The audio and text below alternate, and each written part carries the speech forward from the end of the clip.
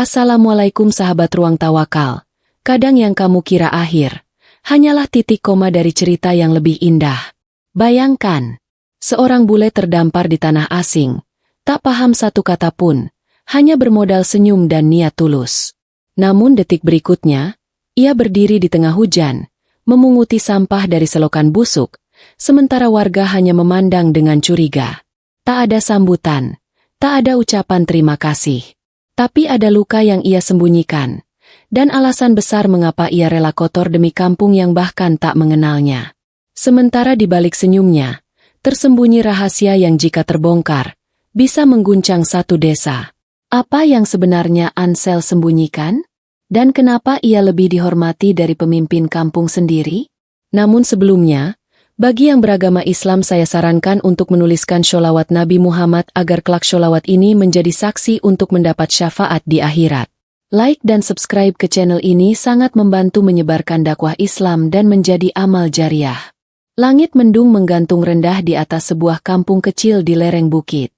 Awan menggulung pelan, seolah membawa bisikan takdir yang akan mengubah wajah desa itu selamanya. Di kejauhan, suara mesin bus tua menderu menjauh, menyisakan seorang lelaki asing berdiri linglung di tepi jalan berbatu. Namanya Ansel. Tubuhnya tinggi, matanya biru kelam seperti danau dalam musim dingin.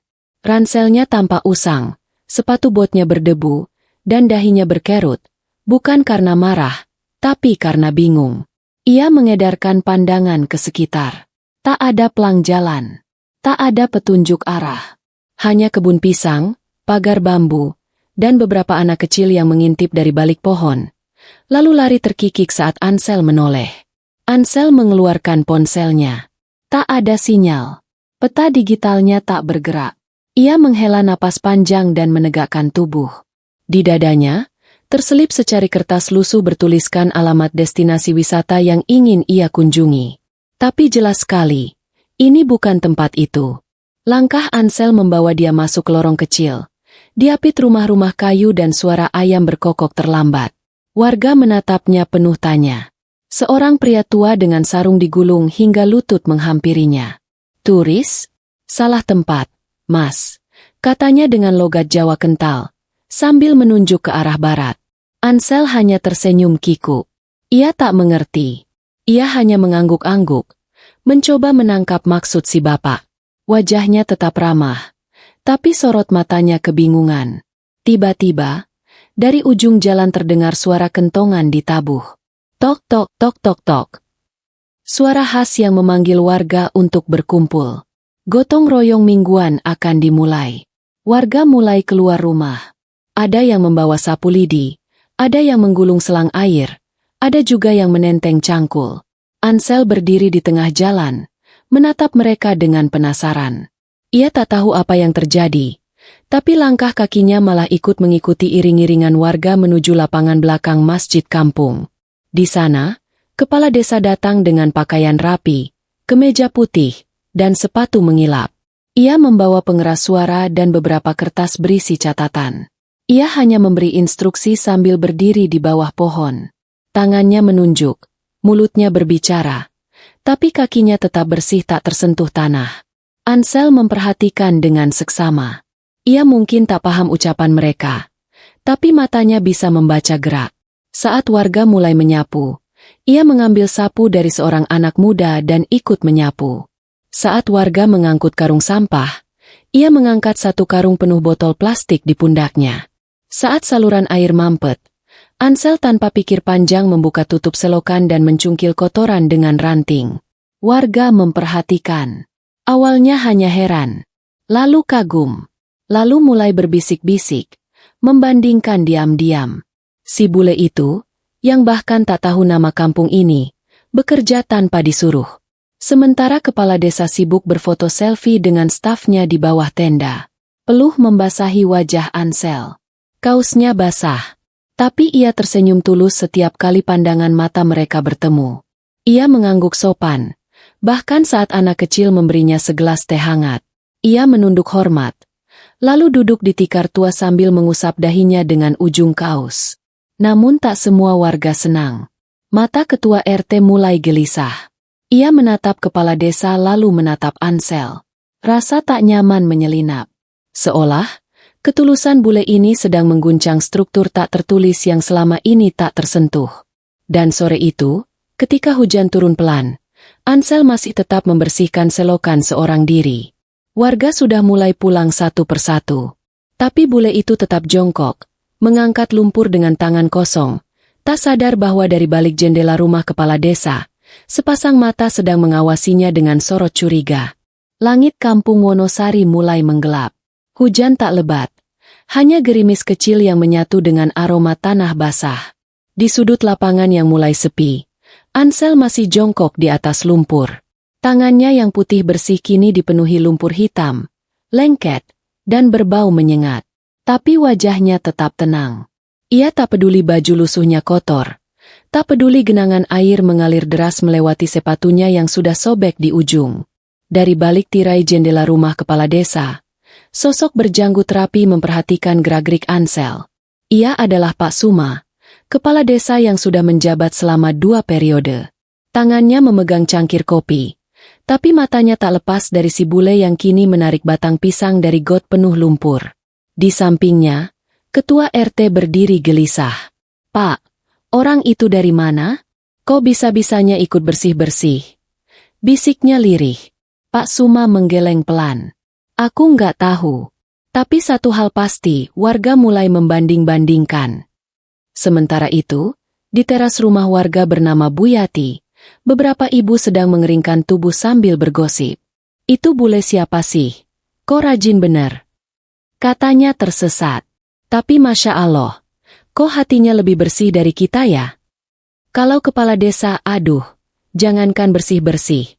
Pegang sapu aja geli." Tawa kecil terdengar, tapi ada rasa kagum yang tumbuh pelan-pelan di hati warga. Keesokan harinya, pagi masih muda ketika Ansel kembali muncul di lapangan. Ia tidur di pos ronda semalam, beralaskan kardus dan jaket tipisnya.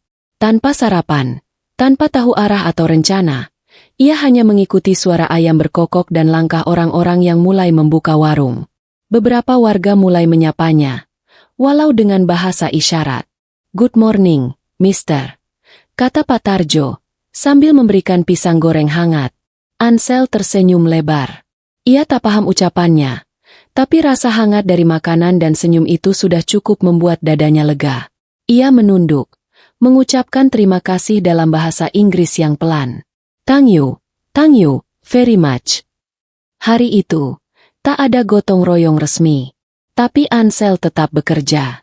Ia berjalan ke jalan kampung, memunguti plastik dan botol yang berserakan. Ia memperbaiki pagar bambu yang miring. Ia menolong seorang nenek menimba air dari sumur yang berat tutupnya. Semua dilakukan tanpa diminta, tanpa pamrih. Anak-anak kampung mulai mengikutinya kemana-mana. Mereka memanggilnya, "Pak Mister." Tawa mereka terdengar lebih riuh dari biasanya. Bahkan si kecil Leni yang biasanya pemalu, hari itu berani menggandeng tangan Ansel sambil menyodorkan bunga rumput. Sore hari, kejadian mengejutkan terjadi. Ketika Ansel sedang memotong dahan pohon di tepi sawah, terdengar suara jeritan dari ujung jalan. Seorang anak tercebur ke dalam selokan besar di dekat jembatan bambu. Airnya keruh, arusnya deras karena hujan semalam. Tanpa pikir panjang, Ansel berlari. Ia menjatuhkan parang, melompati pagar bambu, dan terjun ke selokan itu tanpa melepaskan tas atau sepatunya. Warga yang melihat kejadian itu menjerit. Beberapa laki-laki berlari menghampiri, tapi Ansel sudah lebih dulu berenang mendekati anak itu dan mengangkat tubuh kecilnya ke atas. Tubuh Ansel terbanting ke dinding beton selokan, tapi lengannya tetap kuat menggenggam bocah malang itu sampai ditarik warga. Semua terdiam. Basah kuyup. Luka di pelipis, nafas tersengal. Ansel hanya duduk di tanah sambil tersenyum. Anak kecil itu menangis, tapi dalam pelukan ibunya, ia tetap menunjuk Ansel sambil berseru, Pak Mister nolong aku." Sejak saat itu, Ansel bukan lagi sekadar bule tersesat. Ia menjadi pahlawan kampung kecil yang sederhana. Bahkan, di balai desa, nama Ansel mulai dibicarakan dalam nada yang aneh. Antara kagum, takut, dan terancam. Ketika malam tiba, dan warga berkumpul untuk pengajian di langgar kecil, Ansel duduk di luar, mendengarkan dari kejauhan. Ia tak mengerti isi bacaan. Tapi ketika mendengar nama Nabi Muhammad disebut berkali-kali, ia memejamkan mata, seolah sedang menyimak kisah yang tak ia pahami, tapi ia rasakan kebenarannya. Sementara itu, di ruang tamu rumah kepala desa, Pak Suma menggelar rapat darurat kecil bersama ketua RT dan 2 orang tokoh adat. Kalau dibiarkan, bule itu bisa-bisa bikin warga lupa siapa pemimpinnya. Ketua RT menimpali. Atau lebih parah, mereka mulai meminta dia jadi kepala desa. Pak Suma menatap keluar jendela, ke arah pos ronda tempat Ansel tidur malam ini. Wajahnya keras. Lalu ia berkata lirih, "Sudah saatnya kita cari tahu siapa sebenarnya bule itu. Dan dari mana dia datang." Malam turun di kampung Wonosari. Lampu minyak berpendar redup di teras rumah warga. Di pos ronda, Ansel duduk memeluk lutut, menghadap kegelapan. Tubuhnya masih lelah setelah peristiwa sore tadi. Luka kecil di pelipisnya ditutup perban seadanya oleh Bu Yati, tapi rasa hangatnya datang dari hal lain, dari cara warga menyapanya, dari tawa anak-anak yang kembali bermain di dekatnya, dari pisang goreng yang diselipkan tanpa kata. Namun dari kejauhan, mata-mata mengawasi. Dari balik pohon jati di pinggir jalan, 2 pria sedang mengintip. Satunya ketua RT. Satunya lagi anak buah kepala desa. Mereka membawa kamera ponsel, memotret dari kejauhan, berbisik sambil merekam setiap gerakan Ansel. Dia tidur di pos ronda. Gak ada identitas, gak ada KTP. Kita bisa laporin ini sebagai pendatang ilegal, bisik ketua RT. Atau, kita jebak saja, biar dia bikin salah. Lalu kita seret ke kantor desa. Di sisi lain kampung, Pak Suma duduk termenung di ruang tamunya. Di depannya, berkas-berkas kependudukan menumpuk. Ia telah menyuruh perangkat desa mencari informasi soal Ansel, tapi nihil. Tak ada nama, tak ada visa, bahkan tak ada jejak bahwa ia pernah melewati jalur resmi. Warga makin cinta sama dia. Aku mulai kehilangan wibawa, gumamnya lirih. Istrinya menoleh. Tapi kan dia baik, Pak. Pak Suma mendengus. Baik? Kalau dia baik, kenapa dia muncul tiba-tiba tanpa jejak? Ini bisa jadi ancaman. Bisa aja dia mata-mata, atau kriminal yang lari dari luar negeri. Tapi malam itu, tanpa diduga, seseorang yang tak berpihak justru mendekati Ansel. Ia adalah Pak Hussein, penjaga masjid tua yang sudah uzur tapi bijaksana. Pria sepuh itu datang membawa nasi bungkus dan teh hangat dalam botol kaca. Ansel tersentak ketika melihatnya datang. Ia hendak berdiri, tapi Pak Hussein mengisyaratkan agar ia tetap duduk. "Eat, makan, ya," katanya, menunjuk nasi bungkus. Ansel menatapnya, kemudian mengangguk, senyum merekah di wajahnya. Ia membuka bungkus itu perlahan. Aroma nasi hangat, tempe goreng, dan sambal menyentuh hidungnya. Ia tanpa haru, menunduk dalam, lalu menyuap nasi itu dengan pelan, seperti orang yang sedang bersyukur dalam diam. Pak Hussein duduk di sampingnya. Meski tak bisa berbahasa Inggris, ia bercerita dalam bahasa Jawa pelan. Tentang hidup, tentang kampung ini, tentang bagaimana manusia diuji bukan lewat kata, tapi tindakan. Ansel mendengarkan, tak mengerti sepatah kata pun. Tapi ia tersenyum, bahkan tertawa kecil saat Pak Hussein menepuk pundaknya. Dan untuk pertama kalinya, ia berkata, pelan dan terbata, Allah is good.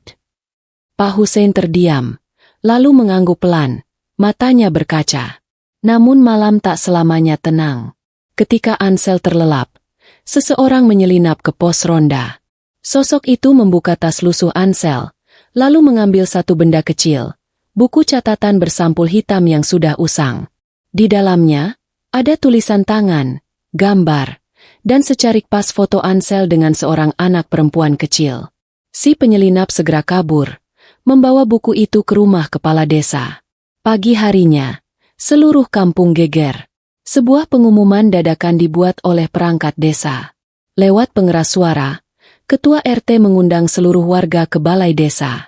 Alasannya, akan diadakan klarifikasi soal identitas seorang warga asing yang mencurigakan.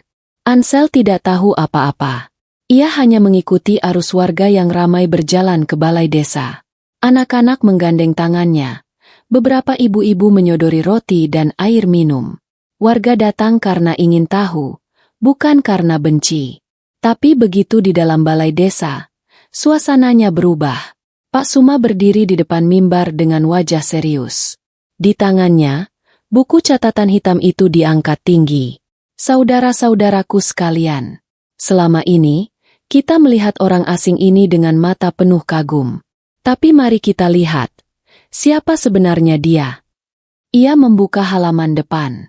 Ada tulisan dalam bahasa asing, nama, dan sebuah foto anak kecil. Namanya Ansel Ricard. Tapi, siapa anak ini?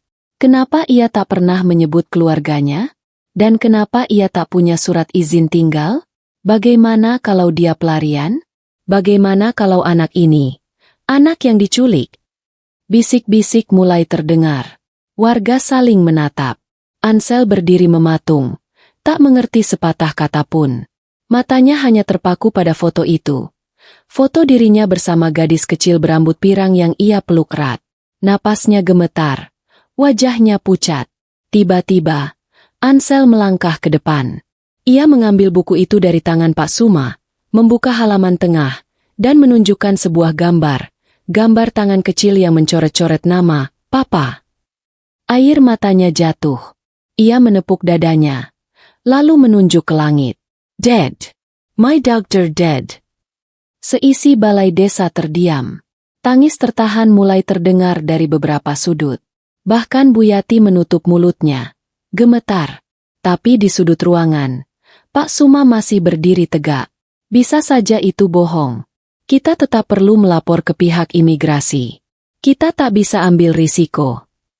Dan saat itulah, Ansel memeluk buku itu erat-erat. Seakan tak ingin kehilangannya lagi. Suasana di balai desa mencekam. Tak ada tepuk tangan. Tak ada sorak-sorai. Yang ada hanyalah ketegangan yang menggantung seperti awan hitam sebelum badai. Di depan semua orang, Ansel berdiri terpaku. Ia menunduk, memeluk erat buku catatan itu, seolah jika ia melepaskannya, seluruh kenangannya akan lenyap. Pak Suma menunjuk ke arah pintu dengan suara menggelegar. Usir dia dari balai desa ini, dan jangan beri tempat tinggal sampai ia bisa membuktikan identitasnya. Seketika dua petugas perangkat desa menghampiri Ansel. Mereka menggamit lengannya, memaksanya keluar meski Ansel tak melawan sedikit pun. Ia hanya menunduk, langkahnya gontai, wajahnya basah oleh air mata. Buku catatan itu masih ia dekap seperti nyawa keduanya. Warga terdiam, tapi sorot mata mereka mulai berubah. Tak semua setuju. Bahkan beberapa di antara mereka menunduk malu. Seperti baru saja menyaksikan ketidakadilan yang mereka biarkan terjadi. Ketika Ansel melewati halaman balai desa, seseorang berlari menghampirinya. Itu Bu Yati. Tanpa berkata sepatah pun, ia memayungi Ansel dengan daun pisang besar yang ia ambil dari ladang belakang. Tubuh Ansel menggigil, bukan karena hujan, tapi karena malu, kecewa, dan kehilangan. Di belakang mereka, terdengar suara kecil yang mengejutkan semua orang. Aku ikut, Om Ansel. Itu suara Dian, putri dari Bu Yati yang masih duduk di kelas 3 SD. Anak kecil itu menggenggam tangan Ansel, menatapnya dengan mata bulat yang penuh keberanian. Seketika langkah Ansel terhenti. Ia berlutut, memandang Dian, lalu mengangguk pelan. Senyum kecil muncul di wajahnya, meski lelehannya air mata masih membekas. Setibanya di rumah Bu Yati, warga mulai berdatangan. Satu persatu, dengan alasan ingin minum teh atau pinjam sendok, mereka masuk dan duduk diam. Tapi semua mata tertuju pada satu sosok, Ansel, yang duduk diam di sudut, memeluk lututnya. Pak Hussein pun datang membawa kitab kecil dan membacakan doa. Ia duduk tepat di samping Ansel, lalu memegang pundaknya dengan lembut. Kowe kuat. Le, Allah ngerti. Meski Ansel tak paham makna ucapan itu, tapi tangannya perlahan meremas tangan Pak Hussein. Ia menunduk, mengangguk pelan. Sore itu, Wonosari seperti terbagi dua. Di satu sisi, kantor desa mulai disibukkan dengan dokumen pelaporan ke imigrasi. Pak Suma menyuruh sekretarisnya mencari nomor kantor kedutaan, memastikan bahwa laporan bisa segera dikirim. Ia ingin cepat-cepat menyingkirkan Ansel sebelum reputasinya runtuh total. Dia hanya membuat keributan. Warga buta karena iba. Tapi kalau dibiarkan, kampung ini bisa dituduh menyembunyikan pendatang gelap, tegas Pak Suma. Namun di sisi lain, warga bergiliran datang ke rumah Bu Yati. Ada yang membawakan selimut, ada yang membawa sarung bersih, ada pula yang menyodorkan mie rebus dan telur. Mereka tak bicara banyak, tapi kehadiran mereka bicara lebih keras dari kata-kata. Keesokan harinya, sesuatu yang tak diduga terjadi. Ketika warga bersiap untuk gotong royong membersihkan jalan utama kampung, Ansel sudah berdiri paling depan. Ia mengenakan topi caping dari bambu yang diberi oleh Pak Hussein, membawa cangkul, dan memanggul karung sampah besar di punggungnya. Ansel tak menunggu aba-aba. Ia turun langsung ke selokan. Dengan tangan kosong, ia membersihkan tumpukan sampah yang telah membatu bertahun-tahun. Lumpur, plastik, bahkan bangkai tikus ia angkut tanpa ragu. Air got yang hitam dan berbau tak membuatnya surut. Justru ia bekerja lebih cepat dari siapapun. Warga yang melihat hanya bisa menganga. Seorang bule, yang seharusnya mereka perlakukan sebagai tamu, kini justru berlutut di selokan demi kampung mereka. Ibu-ibu menjerit kecil ketika Ansel mengangkat karung ketiga yang penuh lumpur, tapi kemudian bersorak saat melihat betapa cekatannya dia. Bule itu luar biasa. Lebih rajin dari kepala desa. Jangan-jangan, ini Allah yang ngasih kita pelajaran, ya? Tiba-tiba, seseorang dari kalangan remaja kampung mengambil ponselnya, lalu mulai merekam. Tak butuh waktu lama, video itu tersebar. Dalam hitungan jam, akun media sosial desa yang sebelumnya sepi mulai dibanjiri komentar. Banyak yang memuji. Ada juga yang menangis menyaksikan perjuangan Ansel yang ditolak tapi tetap ingin memberi. Dan malam itu, balai desa digedor oleh seorang wartawan dari kota. Ia membawa video viral itu, memperlihatkan kepada semua perangkat desa. Wajah Pak Suma memucat.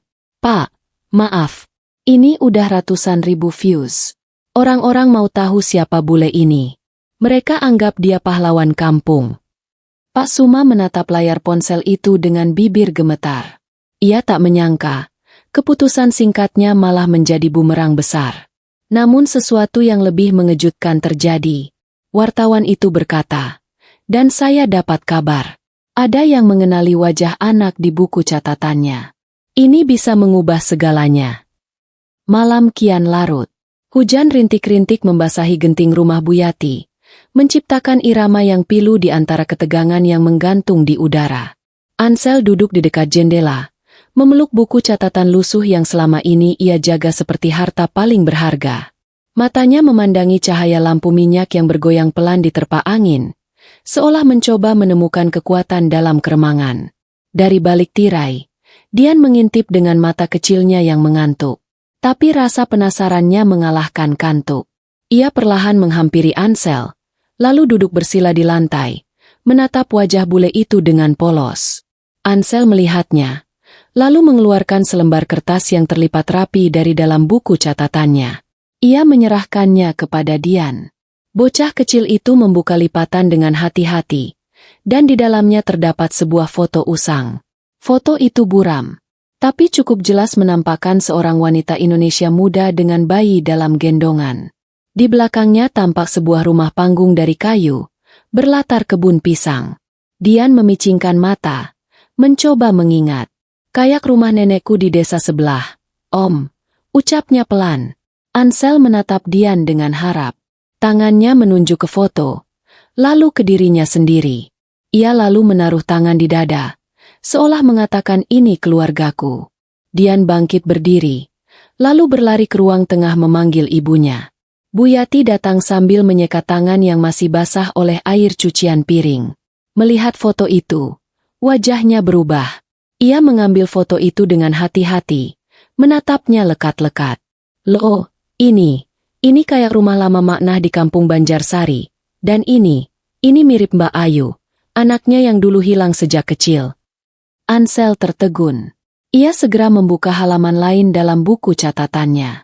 Di sana terdapat tulisan tangan acak, sebagian dalam huruf Latin, sebagian seperti coretan anak kecil, dan satu kalimat yang tertulis dengan sangat rapi. Ibu bilang aku harus cari pohon mangga yang daunnya menangis saat senja. Di sanalah rumahku sebenarnya. Bu Yati gemetar. Pohon mangga yang daunnya menangis saat senja.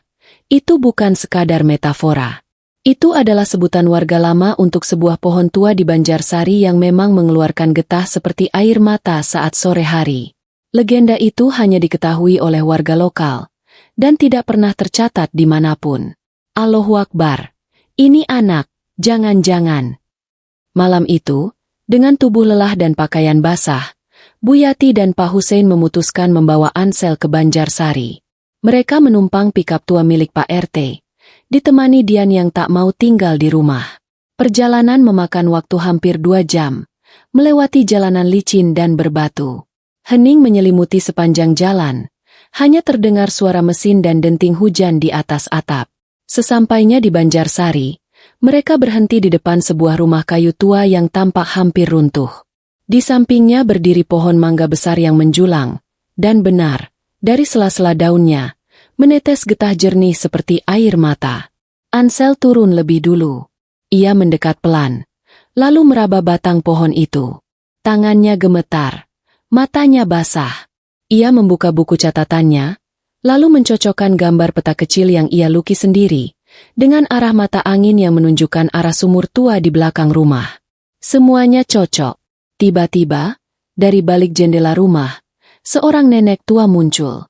Tubuhnya bungkuk, rambutnya putih, tapi sorot matanya tajam. Ia membawa lampu tempel, mengangkatnya tinggi, lalu menatap wajah Ansel lama sekali. "Siapa kalian?" Suaranya serak. Pak Hussein melangkah maju. "Maknah, panjenengan kenal wanita ini?"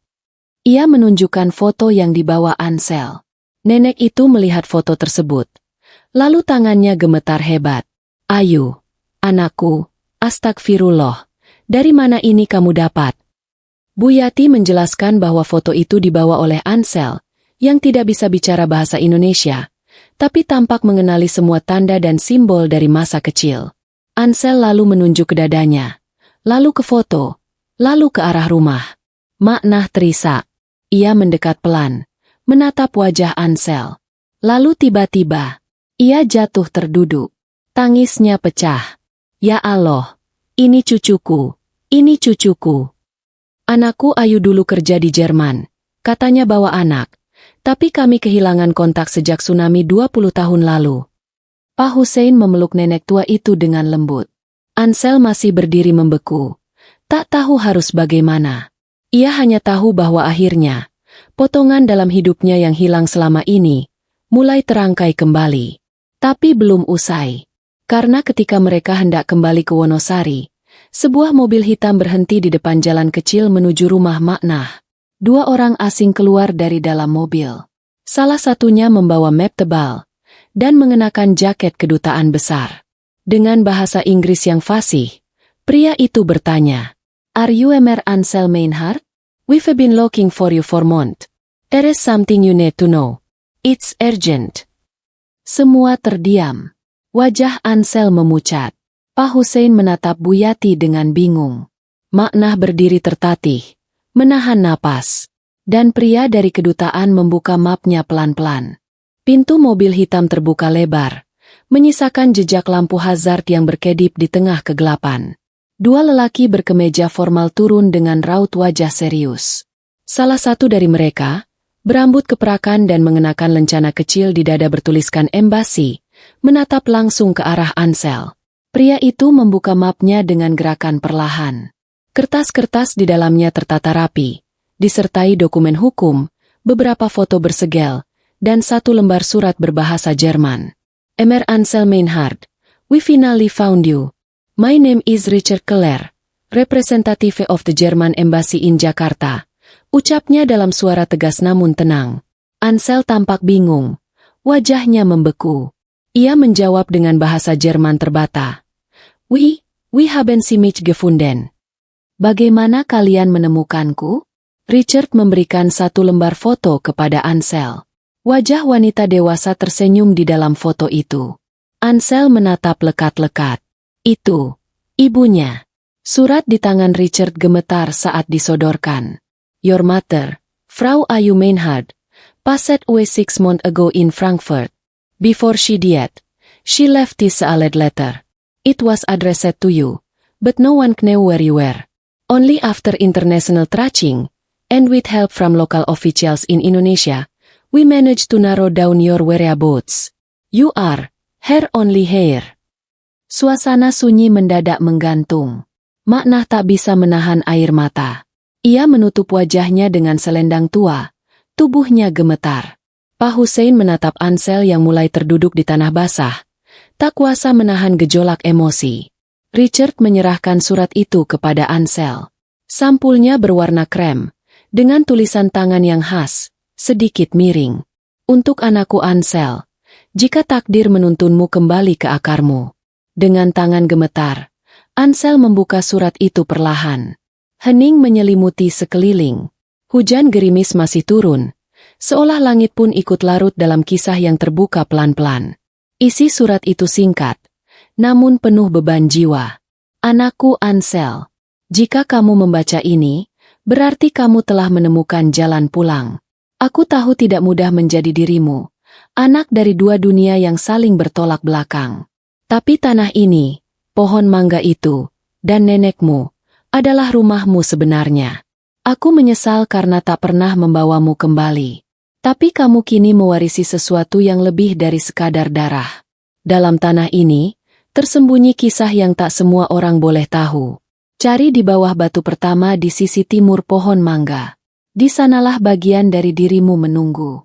Ansel mendongak. Wajahnya tampak bergetar antara syok dan haru. Ia melangkah cepat menuju pohon mangga tua, tepat di sisi timur. Semua orang mengikutinya diam-diam. Ia berlutut dan menyingkirkan tanah, mencari batu pertama seperti yang disebut dalam surat. Tak lama, ia menemukan sebuah batu pipih, agak besar, dan tertutup lumut. Ia mengangkatnya perlahan, dan di bawahnya, tergali sebuah kotak besi berkarat. Kunci kecil tergantung di sisi dalam tutup. Ia membuka kotak itu. Di dalamnya ada lembaran surat tanah, foto-foto masa kecil Ansel bersama ibunya dan Maknah, serta sebuah surat wasiat legal lengkap dari pemerintah Jerman, menyatakan bahwa seluruh harta peninggalan Ayu Meinhard, termasuk lahan properti di Jerman, dan dana asuransi pensiun, sah menjadi milik Ansel, yang kini dinyatakan sebagai warga ganda Jerman Indonesia. Pak Hussein mengusap wajah. Bu Yati menahan napas. Dian, bocah kecil itu, langsung memeluk lengan Ansel. Om Ansel kaya ya? Gumamnya polos. Ansel tersenyum kecil. Tapi tak ada sorot bahagia di matanya. Justru tangis pelan mengalir di pipinya. Ia bukan menangis karena harta, tapi karena semua pertanyaan dalam hidupnya akhirnya memiliki jawaban. Ia bukan lelaki asing tanpa asal. Ia adalah anak Ayu, cucu Maknah, warga kecil dari tanah yang kini mengakuinya kembali. Namun suasana haru itu tak bertahan lama. Pria kedua dari kedutaan, yang sejak tadi diam, mendekat dengan langkah cepat dan berkata pelan kepada Richard. Keduanya saling bertukar pandang tegang. Lalu Richard menoleh ke arah Ansel. "Eres, one more thing," katanya pelan. "Before she died, your mother told us something disturbing. She said, she left Indonesia not because of work, but because she was being chased.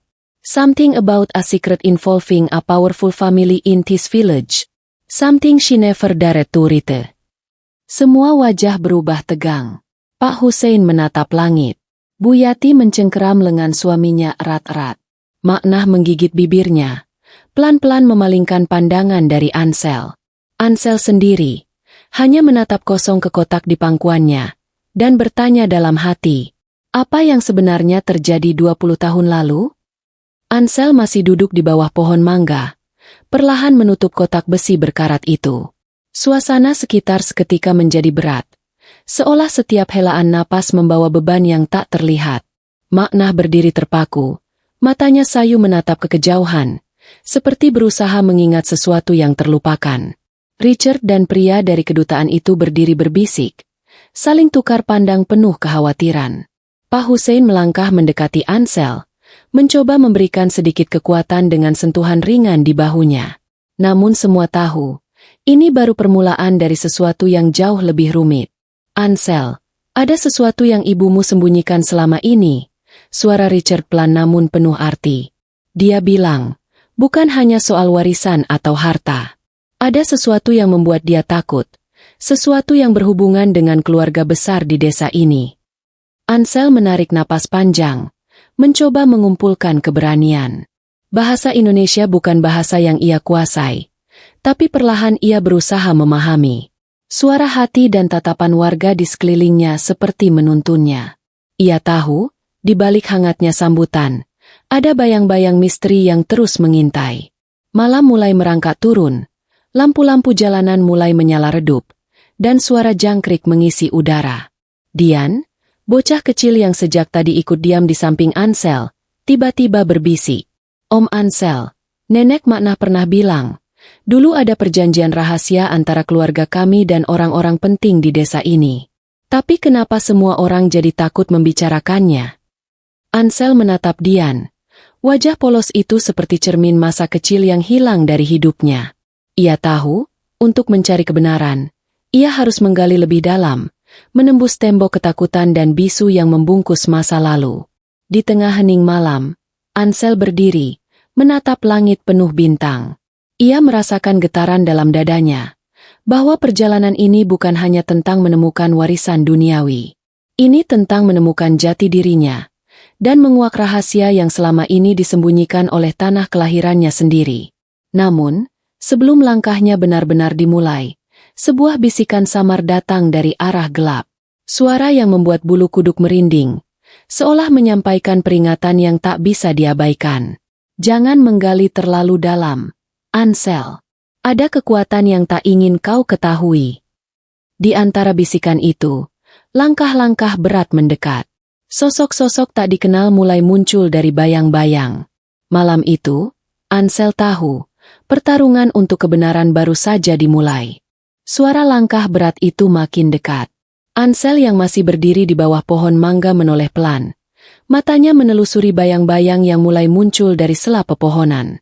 Warga kampung yang tadinya ikut menonton kini terlihat waspada, beberapa bersembunyi di balik pintu rumah, takut menghadapi kegelapan yang menyelimuti malam itu. Tiba-tiba, seorang pria tinggi berbadan tegap muncul dari kegelapan. Wajahnya tertutup topi dan sorot matanya tajam menatap Ansel seolah menilai. Kau bukan siapa-siapa di sini, bule. Suaranya dingin dan penuh ancaman. Jangan kau ganggu ketenangan desa ini. Ansel mengerutkan kening. Meski tak mengerti sepenuhnya kata-kata itu, aura permusuhan itu terasa sampai ke tulang. Ia mengangkat tangan, mencoba menunjukkan bahwa niatnya bukan untuk berbuat salah. Namun, pria itu melangkah maju, diikuti beberapa pria lain yang wajahnya tertutup oleh bayang-bayang. Kenapa kalian berani mengusik rahasia yang sudah lama terkubur? Suara lain datang dari belakang. Seorang lelaki tua dengan sorot mata tajam muncul membawa tongkat kayu. Kalau kalian terus menggali, kalian akan mengundang bahaya. Pak Hussein mencoba maju, namun ditepis oleh lelaki tua itu dengan cepat. Ini bukan urusanmu, katanya tegas. Kalau kau benar-benar ingin tahu, bersiaplah menghadapi konsekuensinya. Ansel merasa dadanya sesak, hatinya berdebar. Ia sadar, selama ini ada sesuatu yang sangat kuat menutupi cerita keluarganya. Sesuatu yang membuat orang-orang takut bahkan untuk membicarakannya. Keesokan harinya, suasana kampung berubah. Warga yang semula ramah menjadi dingin. Bahkan ada yang mulai menghindar dan menjauh dari Ansel. Maknah terlihat murung, selalu menatap ke arah rumahnya dengan mata penuh kecemasan. Di sebuah warung kecil, Ansel bertemu dengan Bu Yati, yang diam-diam memberinya secari kertas kecil. Ini alamat seorang pria yang dulu sangat dekat dengan ibu kamu. Dia tahu banyak, tapi hati-hati, Ansel. Jangan sampai kamu jatuh ke dalam perangkap yang lebih besar. Ansel mengangguk. walau hatinya penuh tanda tanya. Ia tahu perjalanan mencari kebenaran ini tidak mudah, malah berbahaya. Namun ia tidak bisa mundur sekarang. Ada janji yang harus ditepati. Ada warisan yang lebih dari sekadar harta yang menantinya. Saat malam datang lagi, Ansel duduk termenung di depan rumah Maknah. Lampu minyak yang redup memantulkan bayangan panjang di dinding. Ia tahu, rahasia kampung ini lebih kelam dari yang pernah ia bayangkan. Dan bayang-bayang itu siap menyerang kapan saja. Hari-hari berikutnya berlalu dengan ketegangan yang makin terasa. Ansel tidak menyerah. Meski bahasa masih menjadi penghalang besar, ia mencoba lebih banyak mendengarkan, mengamati, dan mencari tahu tanpa membuat keributan. Setiap pagi ia menyusuri jalan setapak kampung, bertanya dengan isyarat dan senyum pada siapa saja yang berani bicara. Alamat yang diberikan Bu Yati membawanya ke sebuah rumah kecil di ujung kampung. Seorang pria tua dengan rambut mulai memutih menyambutnya. "Aku Pak Karim," kata pria itu pelan. "Dulu aku teman dekat ibumu, sebelum semuanya berubah." Pak Karim membuka lembaran-lembaran foto dan surat tua yang sudah usang. Ada sesuatu yang ibu rahasiakan. Suatu janji yang dibuat oleh leluhurmu dengan kepala desa lama. Janji itu bukan hanya tentang tanah, tapi juga tentang melindungi rahasia desa ini. Ansel merasakan getaran aneh saat Pak Karim melanjutkan. Namun, kepala desa baru yang sekarang tidak setuju dengan perjanjian itu. Dia ingin menguasai segalanya, dan itu membuat ketegangan di antara warga. Pak Karim menyerahkan sebuah buku harian kecil. "Ini milik ibumu. Bacalah perlahan, di situ kau akan menemukan jawabannya." Ketika Ansel membaca buku harian itu, ingatan-ingatan yang terpendam mulai muncul samar dalam benaknya. Tanda-tanda tentang tradisi lama, tentang gotong royong bukan sekadar membersihkan kampung, tapi menjaga suatu rahasia yang sangat berharga dan suci. Sementara itu, di sisi lain kampung, kepala desa bersama beberapa orang berencana untuk menyingkirkan Ansel dan siapapun yang mengancam posisinya. Mereka takut rahasia itu terbongkar, takut desanya berubah. Suasana jadi semakin tegang. Ansel tahu, waktu tidak berpihak padanya.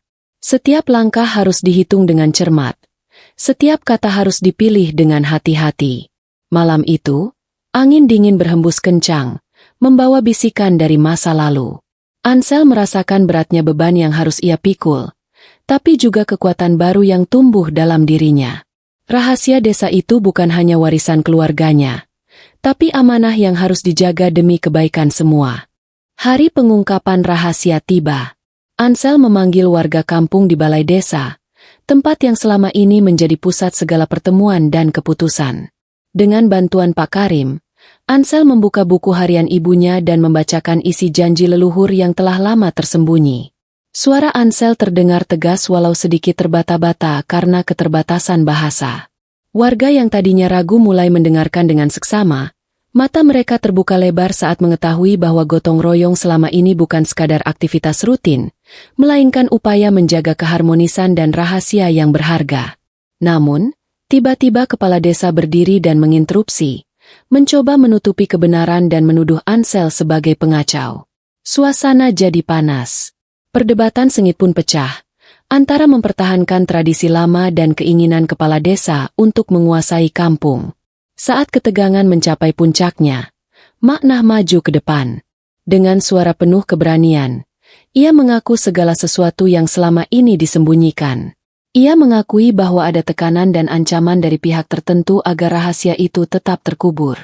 Warga mulai bergeming, sadar bahwa selama ini mereka dibelenggu oleh ketakutan.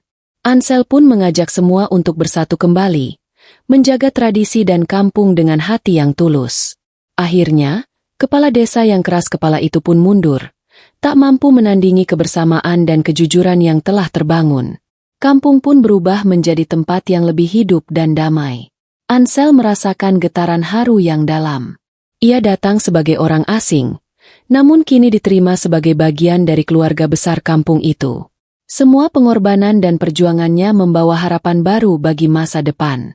Saat malam tiba, bintang-bintang berkelip terang seolah merayakan kemenangan kebaikan yang tak pernah padam.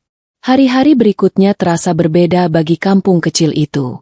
Ansel yang dulu dianggap asing kini menjadi sosok yang dihormati dan dicintai. Ia tidak hanya diterima sebagai bagian dari keluarga, tetapi juga sebagai penjaga warisan yang penuh makna. Gotong royong yang dulu sekadar rutinitas kini menjadi simbol persatuan dan cinta yang nyata. Makna terlihat lebih tenang dan bahagia. Sering tersenyum saat melihat Ansel membantu warga tanpa pamrih. Warga kampung pun mulai membuka hati mereka, berbagi cerita dan mimpi yang selama ini terpendam di balik ketakutan dan prasangka.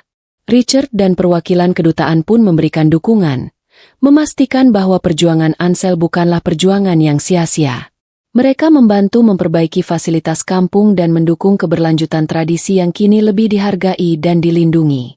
Ansel menatap langit malam, mengingat setiap langkah yang telah ia lalui. Dari seorang bule yang tak mengerti bahasa, kini ia menjadi bagian dari kisah yang lebih besar dari dirinya sendiri. Kisah tentang keberanian, kejujuran, dan cinta yang melampaui batas bahasa dan budaya. Assalamualaikum sahabat Ruang Tawakal. Bisiknya pelan. Kadang yang kamu kira akhir hanyalah titik koma dari cerita yang lebih indah. Dalam keheningan malam itu, harapan tumbuh dan janji baru dibuat. Bahwa selama ada hati yang mau membuka, selama ada tangan yang siap bekerja sama, tidak ada rahasia yang terlalu gelap untuk diungkap, tidak ada perbedaan yang terlalu besar untuk disatukan. Dan disinilah cerita ini berakhir. Namun, perjalanan dan perjuangan masih terus berlanjut, di setiap hati yang percaya akan kebaikan. Cerita ini mengajarkan kita tentang pentingnya kebersamaan, gotong royong, dan keberanian untuk melangkah meski penuh tantangan. Ketulusan hati dan kejujuran bisa menyatukan perbedaan, mengikis prasangka, serta membawa kedamaian dan perubahan yang berarti dalam hidup. Allah berfirman dalam Al-Quran Surat Al-Hujurat ayat 13.